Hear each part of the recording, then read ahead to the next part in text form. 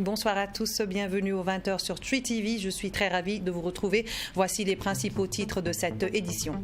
Le procès du putsch manqué a encore une fois été reporté, cette fois-ci au 25 mai prochain. Certains accusés, dont le général Gilbert Diendéré, n'ont toujours pas d'avocat et ceux qu'on a commis d'office aujourd'hui pour d'autres accusés ont 16 jours pour préparer la défense de leurs clients. Et puis dans ce journal, nous ferons un flashback sur les différents rebondissements qu'a connu ce procès historique depuis l'ouverture en février. En sport, nous allons au Bénin pour suivre le 15e tour de cyclisme du Bénin, un tour où les étalons hissent haut le drapeau du Burkina Faso avec déjà 2 victoires. Et enfin, en Iran, le drapeau des États-Unis a été brûlé au Parlement après l'annonce par Donald Trump hier du retrait des États-Unis de l'accord sur le nucléaire, une annonce donc accueillie avec beaucoup de colère par les Iraniens.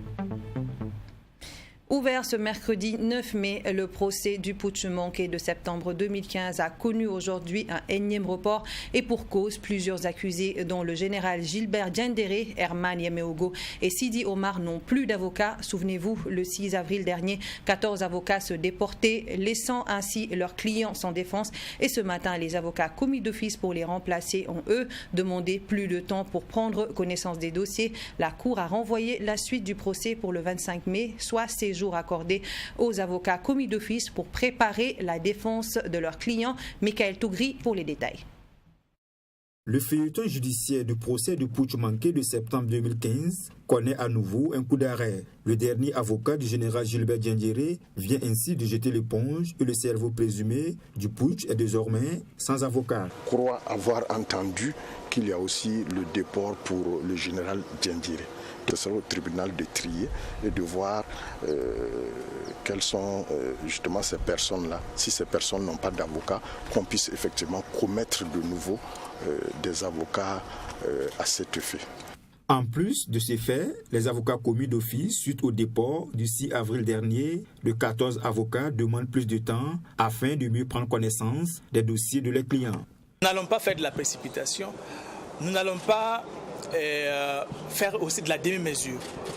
Si le droit est respecté, nous plaiderons ce dossier, nous n'avons pas peur de le plaider.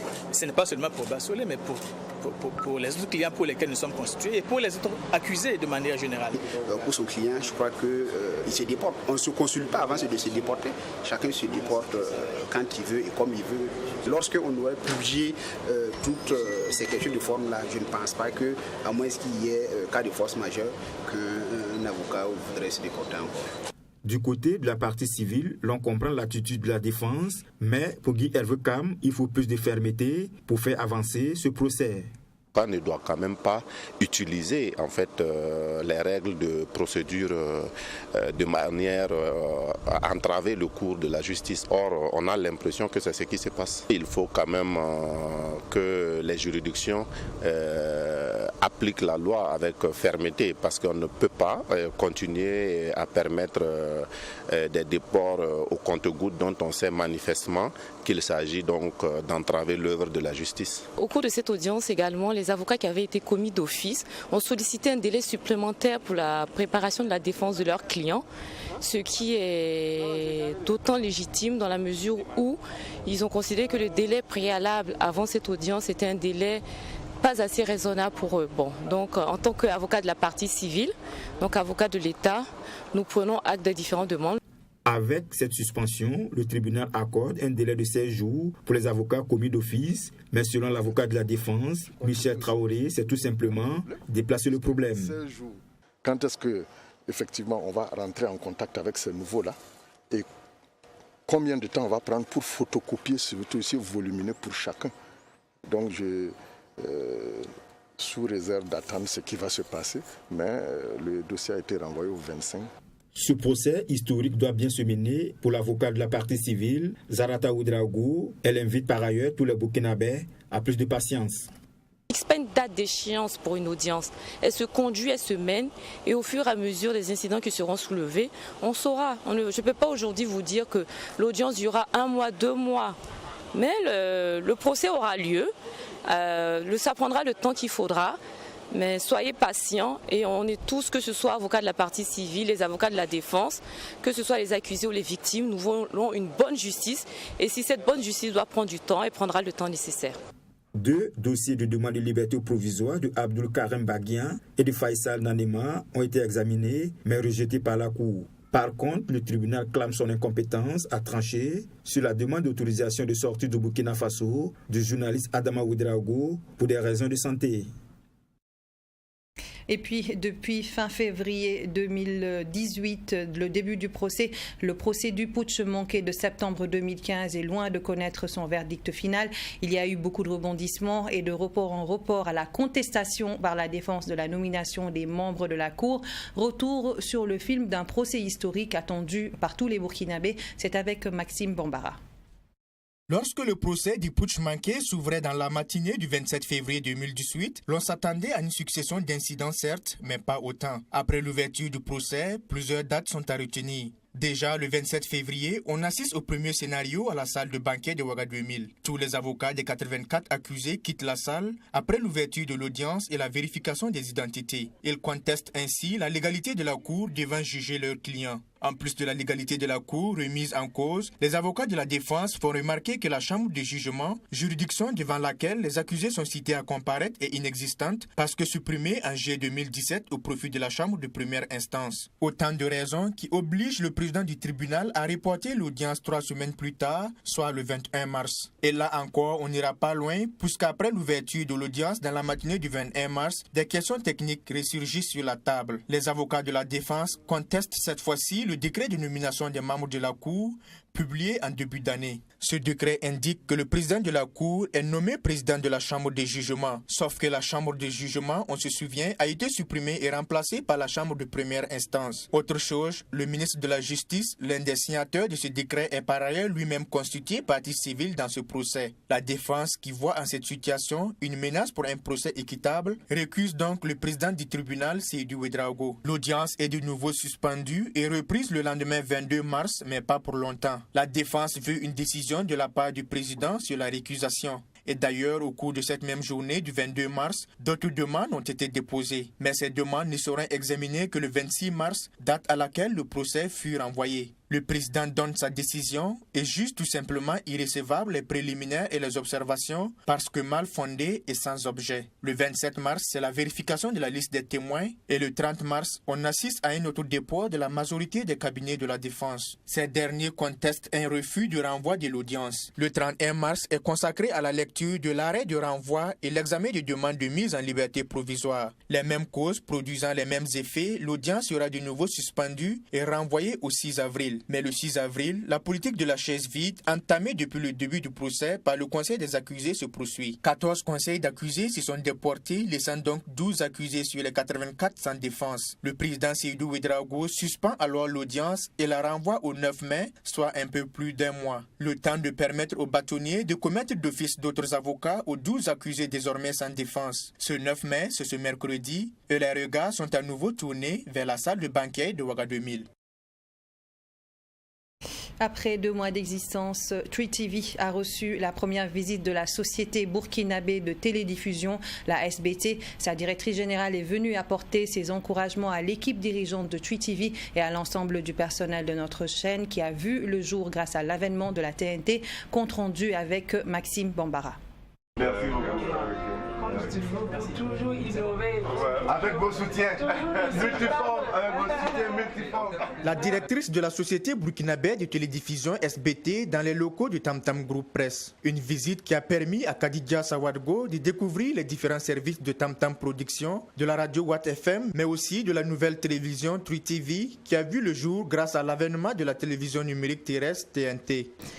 Et on a constaté que c'est une équipe très jeune et dynamique et bien genrée qui travaille chaque jour donc à innover donc le secteur de l'audiovisuel. C'est une nouvelle chaîne, c'est pas facile de créer une chaîne et je vois qu'ici ils sont bien lancés et on voit déjà le retour au niveau de la population qui plus est sur la TNT et on voit déjà de l'engouement. Nous, notre désir, c'est vraiment avoir un bouquet de TNT bien diversifié avec des contenus attractifs pour toute la population et je crois qu'ils sont en train de relever ce challenge et c'était pour nous opportun de venir vraiment avec grand plaisir visiter donc le personnel de la chaîne en commençant par son premier responsable, le directeur général et vraiment on a été satisfait de la visite, satisfait de ce qui est peaufiné ici, ce qu'on voit déjà et ce qu'ils ont déjà en réserve pour nous surprendre.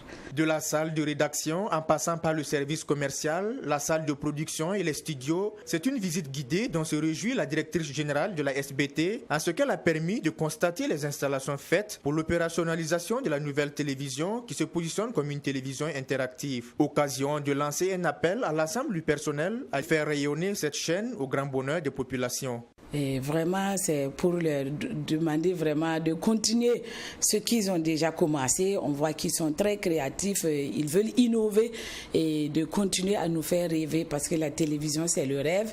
Et vraiment, on attend beaucoup d'eux et on voit qu'ils ont l'équipement nécessaire. Il ne reste qu'à eux donc de laisser libre cours à leur imagination donc pour nous faire rêver davantage. Et vraiment, félicitations et bon vent à True TV. Après le lancement officiel de ce programme intervenu le 5 mars dernier, c'est la première visite de la société burkinabé de télédiffusion qu'enregistre la télévision True TV, accessible par le biais de la télévision numérique terrestre TNT et sur le bouquet Canal+ au numéro 254. Voilà à l'instant Khadija Sawadogo, la directrice générale de la SBT qui a effectué une visite dans les locaux de votre télé interactive. Elle a également saisi cette opportunité pour lancer un appel à la population à se procurer les dispositifs de réception de signal de la TNT afin de profiter d'une meilleure qualité d'image et de son. Elle s'exprime toujours au micro de Maxime Bambara. À toute la population burkinabé, je les invite vraiment à regarder les chaînes de la TNT. Ce sont des chaînes nationales avec des contenus qui les intéressent. Et vous voyez déjà que ça commence à bouger déjà dans les contenus des différentes chaînes. Et c'est tout ce qu'on veut. On veut vraiment encourager toutes les chaînes donc, à aller dans ce sens. Et surtout inviter la population à dire que la TNT est là pour eux, pour toute la population burkinabé. Et les chaînes qui ont été créées dans le cadre de la TNT, c'est pour les Burkinabés. Donc c'est à eux de s'approprier cette nouvelle technologie en acquérant l'équipement nécessaire pour jouir gratuitement de toutes les chaînes de la TNT qui leur sont offertes. Ils ont des bouquets gratuits. Déjà, on a 17 bouquets, 17 chaînes sur la TNT. C'est vraiment un plus pour un départ. Et donc, on est là vraiment pour encourager les chaînes qui ont osé donc innover sur la TNT déjà et vraiment leur dire donc de redoubler d'efforts dans le contenu. On voit déjà que ce qui est fait est bien, mais il y a toujours de l'effort à faire et ils sont là pour ça et j'ai vu qu'ils sont prêts donc à nous faire rêver davantage.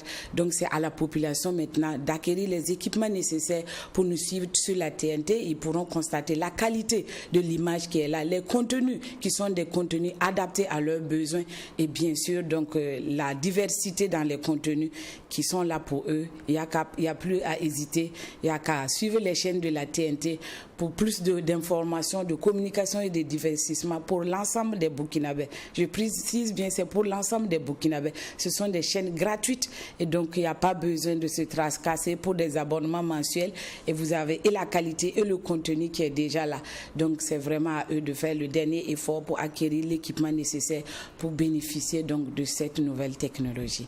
True TV est sur la TNT, donc on les invite vraiment à s'équiper convenablement pour bénéficier de toutes ces nouvelles chaînes et ils verront aussi, comme quand on faisait la pub, on disait de nouvelles chaînes avec la TNT et voilà, True TV est là pour montrer qu'il y a de la nouveauté, il y a de la diversité et il y a de l'innovation, donc vraiment suivez True TV sur la TNT. Et nous parlons religion à présent. Un séminaire islamique sous le thème « Équiper la femme dans la connaissance de l'islam afin d'aider l'homme dans la gestion du foyer » s'est tenu du 2 au 6 mai à Komsilga et durant 4 jours. Les participantes ont bénéficié d'enseignements sur ce thème, mais également sur le civisme. La rencontre a connu la participation de près de 2000 femmes. Serge Ballot. Éduquer une femme, c'est éduquer une nation, un adage bien assimilé par les leaders musulmans de Kienfare. En organisant ce séminaire, les leaders religieux attendent équiper les femmes de la commune de Komsiliga dans les principes religieux afin de vivre dans une société de paix. Ce qui nous a motivés à organiser ce séminaire, c'est que Dieu a dit dans le Coran qu'il revient à l'homme d'indiquer le chemin de la droiture à la femme. Nous avons eu des conférenciers qui ont enseigné les femmes pendant 4 jours. Cette initiative a été bénéfique aux femmes qui ont également tenu à apporter leur soutien aux orphelins de la commune. Nous avons bénéficié d'enseignements pendant 4 jours et nous avons tenu également à faire des dons aux orphelins, chose qui est prescrite dans le Saint-Coran. Toute activité qui a tendance à fortifier la foi musulmane est louable, surtout quand elle permet une bonne cohésion sociale. Une association, nous pouvons que les remercier d'avoir pris cette initiative de rassembler au moins les femmes de notre commune. Si vous avez bien écouté, on a dit qu'il y a au moins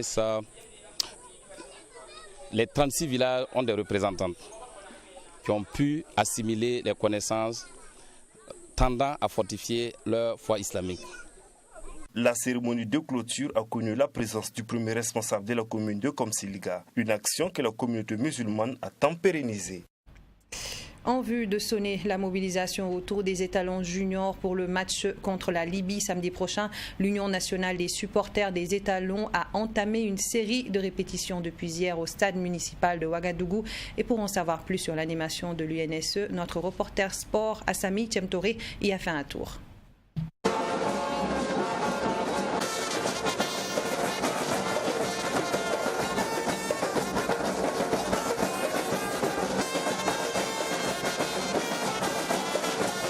Tous debout autour des étalons, c'est le maître mot des supporters mobilisés pour accompagner le 11 national à la victoire. Exemptés du premier tour des éliminatoires, les étalons juniors seront face à leur homologue de la Libye pour ce second tour.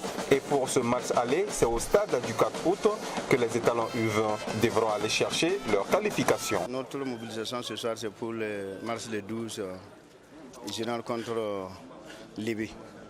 C'est pour cela qu'on est là ce soir pour faire les répétitions. C'est notre 3e répétition comme ça pour vraiment attendre les Libyens ici.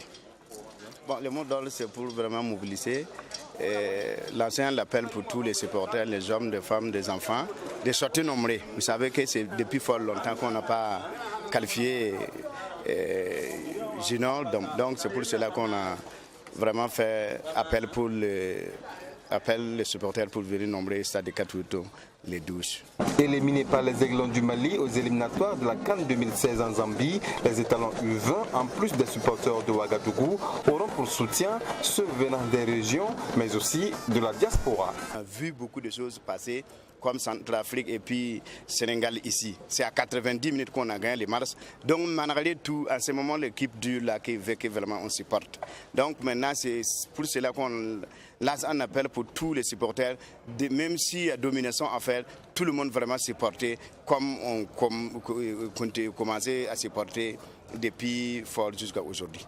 Mais des supporters parce que même les raisons, on a lancé un appel pour tous les 13 raisons. D'ici demain, on va savoir il y a combien de raisons qui vont bouger. Souvent, ils bougent 100 personnes. 600 personnes, c'est 13, je crois que c'est parce que 600 personnes. Donc, on attend beaucoup de monde pour vraiment soutenir notre équipe junior. Bon, je crois que les président national, M. Kalmoro, ils sont là même, je crois. Donc, d'ici demain, on va savoir combien de personnes qui vont quitter Abidjan pour venir nous soutenir. Le match retour est prévu le 18 mai prochain à Tripoli. Et au cas où les étalons U20 arrivent à franchir ce tour, ils devront affronter la Côte d'Ivoire avant de pouvoir prendre leur ticket pour la phase finale de cette CAN de leur catégorie.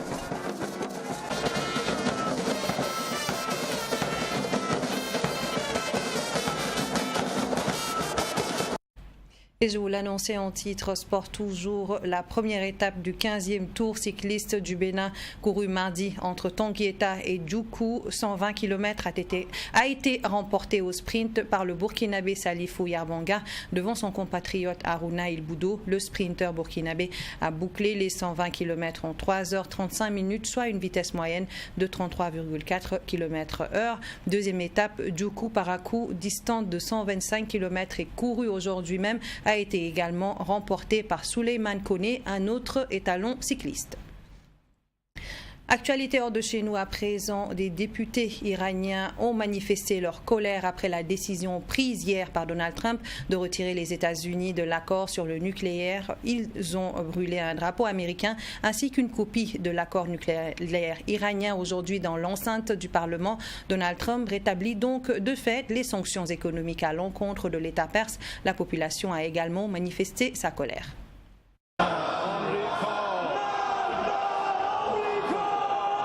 Des dizaines de députés iraniens ont crié « Mort à l'Amérique » après avoir mis le feu à un drapeau américain pour protester contre l'abandon par Donald Trump de l'accord sur le nucléaire. De son côté, le président du Parlement annonce des mesures de représailles. La République islamique d'Iran les ramènera à la raison à coup d'action nucléaire. Dans de telles circonstances, l'Iran n'a plus d'obligation à contraindre sa position nucléaire. Comme leurs dirigeants, les Iraniens condamnent la décision de Washington d'abandonner l'accord et de rétablir les sanctions économiques qui étaient suspendues. On connaît les États-Unis, ils ne respectent pas leurs promesses.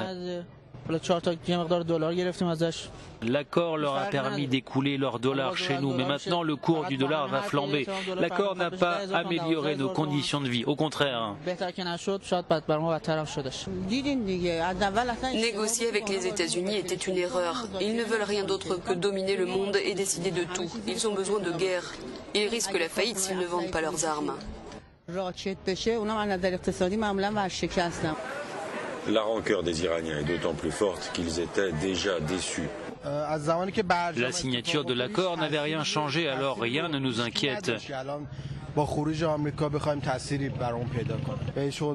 Je ne veux pas que nous négocions nos programmes de missiles et de défense.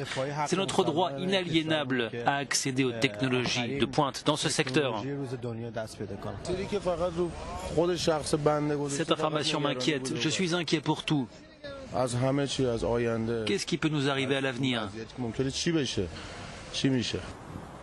Dans l'accord conclu en juillet 2015, l'Iran accepte de limiter son programme nucléaire pour garantir son caractère pacifique.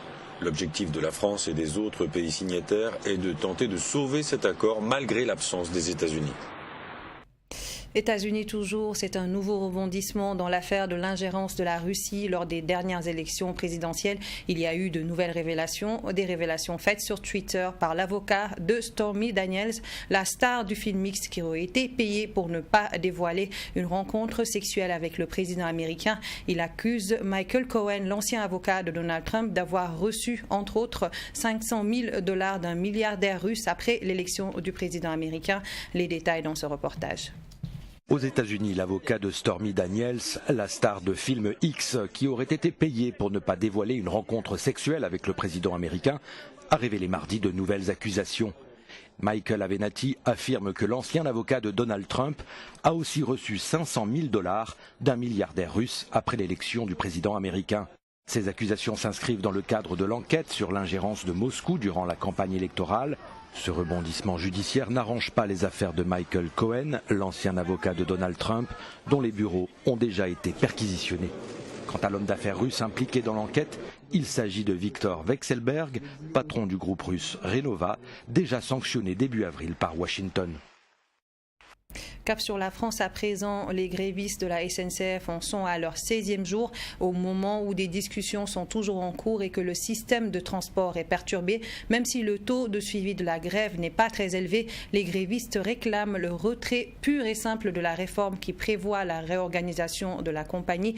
Ils prévoient de repartir en grève dimanche et lundi prochain. En France, la 16e journée de grève à la SNCF a de nouveau perturbé le trafic ferroviaire mercredi. Même si le nombre de grévistes est au plus bas depuis le début du mouvement, les voyageurs ont dû de nouveau prendre leur mal en patience. Un train intercité sur 3 a circulé et un TGV sur 2, même tendance au ralenti pour le trafic des TER et des Transiliens en Île-de-France. Après la rencontre lundi avec le Premier ministre français, les principaux syndicats doivent se prononcer mercredi après-midi pour décider des suites du mouvement. Plusieurs centrales syndicales réclament le retrait pur et simple de la réforme proposée par le gouvernement. Quant au calendrier des prochaines grèves, il devrait se maintenir au moins jusqu'au 29 mai, une période durant laquelle le Sénat français examine le projet de loi réorganisant la SNCF. En attendant, la prochaine grève perlée est déjà prévue pour dimanche et lundi.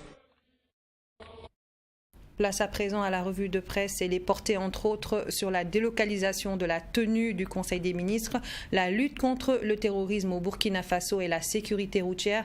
Revue de presse par Mami Kamabou avec la voix d'Abdoulaye Konaté.